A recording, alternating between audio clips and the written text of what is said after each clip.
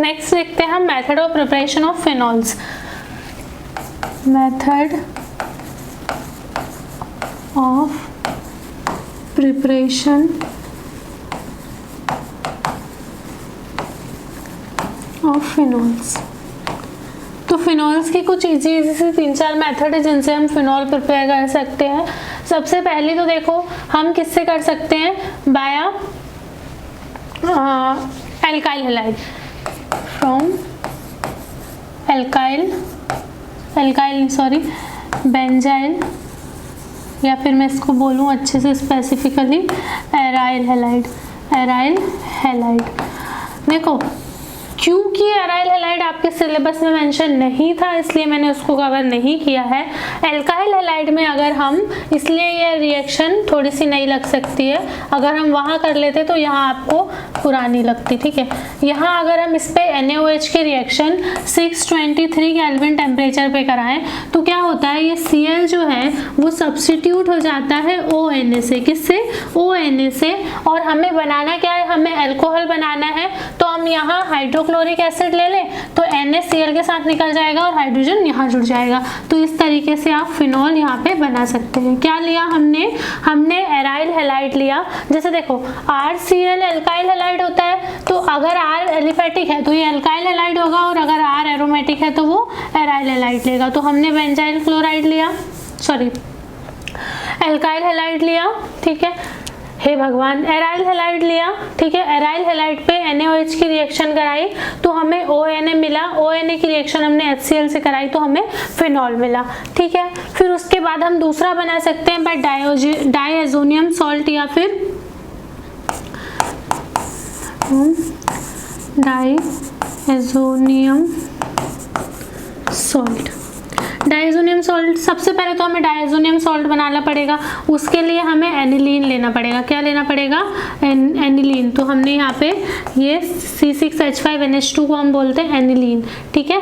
Aniline लिया, इस aniline पे हमने नाइट्रेटिंग मिक्सचर यानी NaNO2 प्लस HCl लिया, जो कि अल्टीमेटली कन्वर्ट होता है HNO2 में। इसकी रिएक्शन जब हम इससे करवाएंगे तो यहाँ आपको डायएजोनियम सॉल्ट मिलेगा, इसको बोलते हैं डायएजोनियम सॉल्ट, N2Cl, ये प्लस माइनस, इसको बोलते हैं डायएजोनियम सॉल्ट। लिख लेना आप, ठीक है, मैं जो बोलती जा रही हूँ किसको क्या बोलते हैं वो आप लिखते जाना। तो देखो इसके बाद हम क्या ले लें, इसके बाद हम ले लें यहाँ पे वाटर H2O, तो यहाँ से एक OH यहाँ जुड़ जाएगा। हमें फिनॉल बनाना है तो सबसे पहले हम फिनॉल बना लें, तो OH हमने यहाँ जोड़ दिया। उसके बाद N2 गैस निकल जाएगी, अब यहाँ से OH गया है, एक हाइड्रोजन बचा, यहाँ क्लोरीन माइनस बचा, मतलब H प्लस बचा, क्लोरीन माइनस बचा, तो हम क्या करेंगे, HCl निकाल देंगे। तो ये जो रिएक्शन थी ये हमने किससे बनाया, फ्रॉम डायएजोनियम सॉल्ट से हमने फिनॉल बनाया। कैसे बनाया, सबसे पहले डायज़ोनियम सॉल्ट बनाया, उसके बाद हमने फिनॉल बनाया। अब हम इसको सल्फोनिक एसिड से भी बना सकते हैं। किससे? From sulphonic acid.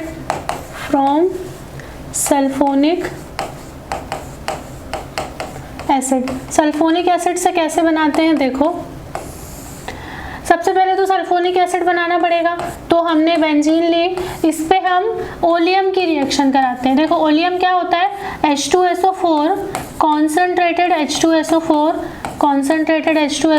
Plus SO3, इन दोनों की रिएक्शन जब हम इस पे कराते हैं तो हमें सल्फोनिक एसिड मिलता है। इसको हम क्या बोलते हैं, सल्फोनिक एसिड HSO3।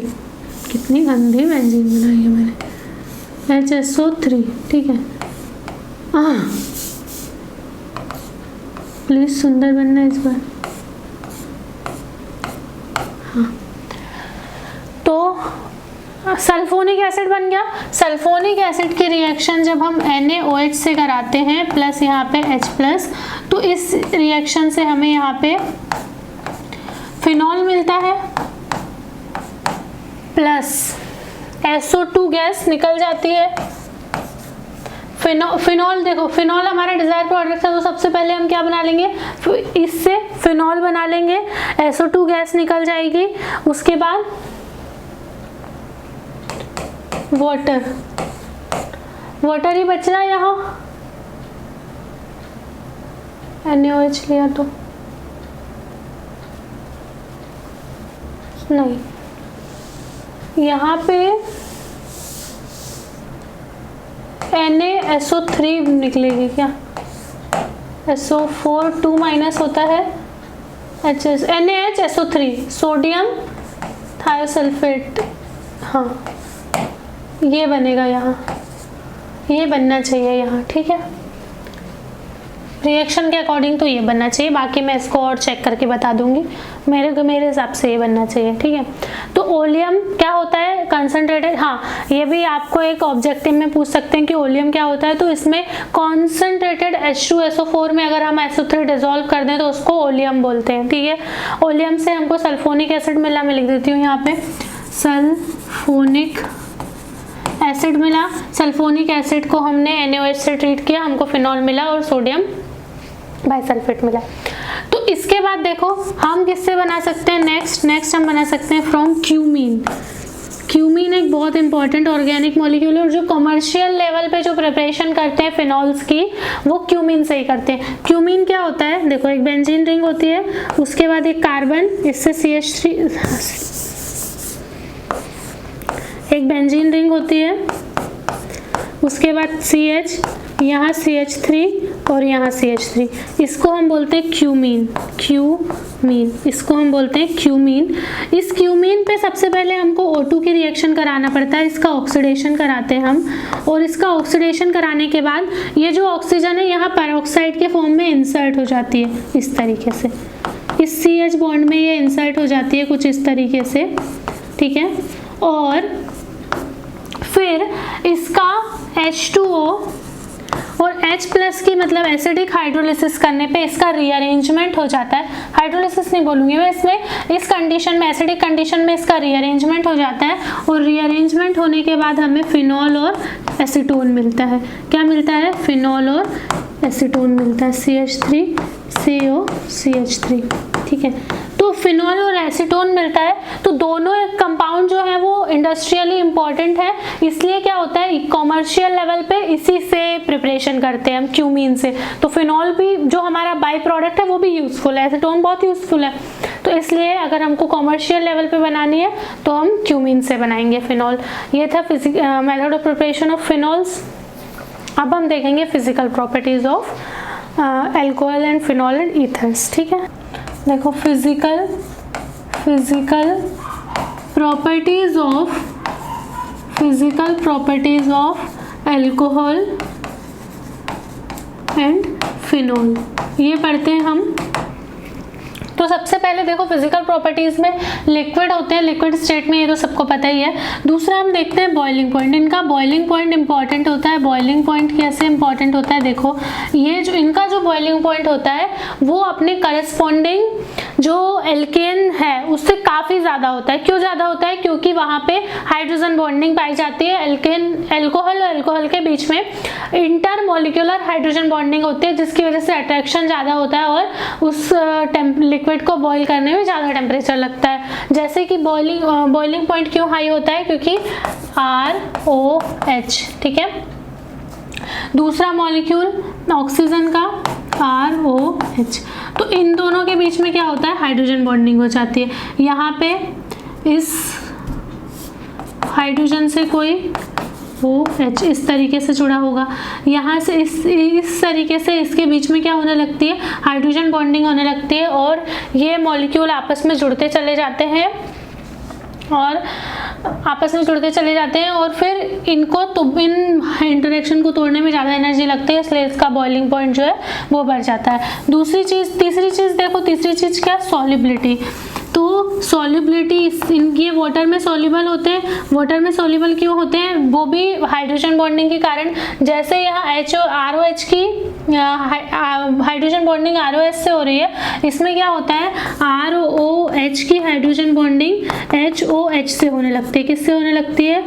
HOH से होने लगती है। यहाँ पे कोई HOR, इस तरीके से जिगजैग मूवमेंट में हाइड्रोजन और वाटर मॉलिक्यूल और अल्कोहल के बीच में इंटरमॉलिक्यूलर हाइड्रोजन बॉन्डिंग हो जाती है और इनकी जो सॉल्युबिलिटी है वो वाटर में बढ़ जाती है। तो ये अल्कोहल्स और फिनॉल्स जो होते हैं वो वाटर सॉल्युबल होते हैं, ठीक है। ये सब फिनॉल के लिए भी वैलिड है। अब देखो, अब हम देखते हैं इनकी chemical properties, chemical properties of alcohol, chemical properties of alcohol and phenols. तो केमिकल प्रॉपर्टीज में सबसे पहले देखो हम करते हैं reaction with metal, reaction with metal. तो रिएक्शन विथ मेटल में अगर आप एल्कोहल के ROH की रिएक्शन अगर आप सोडियम मेटल से कराते हैं तो आपको RONA मतलब एल्कोक्साइड मिलता है, एक एल्कोक्साइड मिलता है, यहाँ 2 लेने पड़ेंगे और यहाँ पे हाइड्रोजन गैस लिबरेट हो जाती है, ठीक है, ये H2 गैस बाहर निकल जाती है। इसी तरीके से अगर आपने फिनॉल लिया है तो आपको फिनॉक्साइड मिल जाएगा, ये भी 2 लेने पड़ेंगे आपको, और 2Na लो तो यहाँ आपको फिनॉक्साइड आयन मिल जाएगा, फिनॉक्साइड आयन मिल जाएगा, इसके साथ ही सॉल्ट और H2 गैस बाहर निकल जाएगी। तो ये तो मेटल के साथ अगर आप रिएक्शन कराओगे तो इस तरीके से होगा। दूसरा हम देखते हैं acidity of alcohols and phenol. ये वाला जो टॉपिक है ये बहुत इंपॉर्टेंट है, ध्यान से देखना, ठीक है। एसिडिटी ऑफ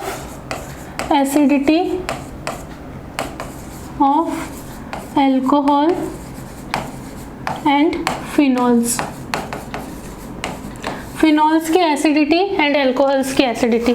तो देखो अगर हम क्या करें, ROH लें, ठीक है, और इस पे कोई बेस की रिएक्शन कराएं, ठीक है, कोई बेस की रिएक्शन कराएं, तो ये बेस क्या करता है, ये बेस क्या करता है, इस ROH से हाइड्रोजन एब्स्ट्रैक्ट करता है और एल्कोक्साइड आयन बना देता है और यहाँ BH बना देता है, ठीक है, क्या बना देता है, BH। तो एल्कोक्साइड आयन जो है ये एल्कोक्साइड, इसका मतलब देखो एल्कोक्साइड आयन ने अपना H+ देके एल्कोक्साइड आयन बनाया, इसका मतलब कि ये जो है वो एसिडिक इन नेचर है। अगर कोई H+ दे रहा है तो कोई स्पीसीज H+ दे रही है, इसका मतलब वो एसिडिक इन नेचर है। तो यहाँ से हमको ये तो पता चल गया कि हाँ भाई एल्कोहल जो है वो एसिडिक इन नेचर है। अब लेकिन देखो डिपेंड करेगा, acidity depends on nature of R group, ठीक है। अगर आप R ग्रुप, जैसे R ग्रुप बढ़ाते जाओगे, जैसे कार्बन है, मान लो यहाँ पे आपके पास CH3OH है, ठीक है, तो यहाँ पे आपके पास CH3O नेगेटिव बनेगा। लेकिन अगर आपके पास यहाँ CH3CH2OH है तो CH3CH2O नेगेटिव बनेगा। अगर यहाँ आपके पास CH3CHOH है तो CH3CHO नेगेटिव बनेगा। इसके बाद अगर आप यहाँ पे CH3OH है तो इसका आपका एनायन बन जाएगा। मैं इसको दोबारा नहीं लिखूंगी, यहाँ एनायन बना, ठीक है। तो इस केस में देखो यहाँ पे ये O नेगेटिव की स्टेबिलिटी पे डिपेंड करेगा कि अल्कोहल कितना ज़्यादा एसिडिक होगा। तो इस ऑक्सीजन को डिस्टेबलाइज करने के लिए केवल एक CH3 है। यहाँ देखोगे तो यहाँ पे ये 1 डिग्री कार्बन है, 2 डिग्री कार्बन है, 3 डिग्री कार्बन है। तो जैसे जैसे हम आप इससे इस तरफ बढ़ते जा रहे हैं, R ग्रुप बल्कि होता जा रहा है, प्राइमरी सेकेंडरी टर्सरी होता जा रहा है। तो इस वजह से क्या होगा, यहाँ पे जो एसिडिटी ऑफ एल्कोहल है वो डिक्रीज हो जाएगी, क्योंकि O नेगेटिव कम स्टेबल होता जाएगा, उसको और डेंसिटी मिलती जा रही है तो वो कम स्टेबल होता जा रहा है। इसलिए सबसे ज़्यादा ये एसिडिक होगा, उसके बाद ये, उसके बाद ये, और सबसे लीस्ट एसिडिक ये होगा, ठीक है।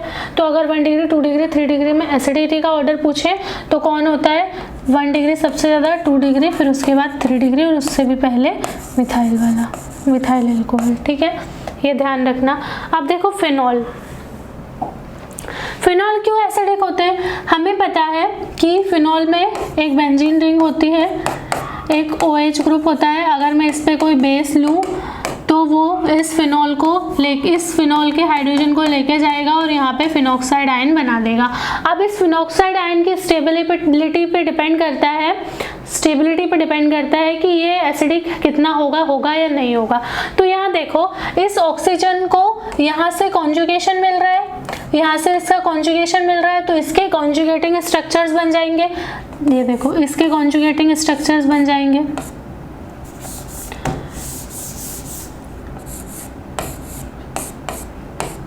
O नेगेटिव, ठीक है, और यहाँ पे इसका यहाँ नेगेटिव चार्ज, ये शिफ्ट होगा यहाँ नेगेटिव चार्ज, ठीक है, ये यहाँ से शिफ्ट होगा, ये वाला बॉन्ड यहाँ बनेगा, ठीक है, तो यहाँ नेगेटिव चार्ज, यहाँ डबल बॉन्ड, ये फिर इसके बाद ये आगे शिफ्ट होगा और ये यहाँ शिफ्ट होगा, यहाँ नेगेटिव चार्ज, यहाँ डबल बॉन्ड, यहाँ हो, फिर इसके बाद ये यहाँ शिफ्ट होगा, ये यहाँ शिफ्ट होगा, ये यहाँ नेगेटिव चार्ज, इसके बाद ये यहाँ शिफ्ट होगा, ये ऊपर शिफ्ट होगा, वो नेगेटिव, ठीक है। तो इस तरीके से देखो हमारे पास इसके बहुत सारे रेजोनेटिंग स्ट्रक्चर्स बन रहे हैं और ये जो फिनॉक्साइड आयन है वो स्टेबल है, तो इसलिए जो है, और ये उस R के अल्कोहल के कंपैरिजन में ज़्यादा एसिडिक है, तो इसीलिए आपसे क्वेश्चन भी पूछा जाता है कि why phenol is more acidic than alcohol. Phenol acidic से मिलियंस टाइम एसिडिक होते हैं, फिनॉल अल्कोहल से मिलियंस टाइम एसिडिक होते हैं। क्यों एसिडिक ज़्यादा होते हैं? क्योंकि इनके फिनॉक्साइड आयन को रेजोनेंस की स्टेबिलिटी मिल रही होती है, ठीक है। दूसरी चीज एक देखो कि यहाँ पे अगर ये जो फिनॉल था, ठीक है, तो इस ऑक्सीजन के ऊपर एक लोन पेयर था, ये लोन पेयर ऑलरेडी कॉन्जुगेशन में इन्वॉल्व है, ये लोन पेयर ऑलरेडी कॉन्जुगेशन में इन्वॉल्व है और इसकी वजह से इस ऑक्सीजन पे पॉजिटिव चार्ज आ रहा है, ठीक है, इसकी वजह से इस ऑक्सीजन पे पॉजिटिव चार्ज आ रहा है, तो ये ऑक्सीजन सोचेगी कि क्यों ना मैं इस हाइड्रोजन से बॉन्ड तोड़ दूं तो मेरा ये पॉजिटिव चार्ज खत्म हो जाएगा। तो इस केस में एक ये चीज भी है जो फिनॉल की एसिडिटी को फेवर करती है, इस ऑक्सीजन के लोन पेयर का डीलोकेलाइजेशन होने की वजह से इस ऑक्सीजन पे पॉजिटिव चार्ज आ जाता है, तो इस वजह से इस हाइड्रोजन को छोड़ देती है।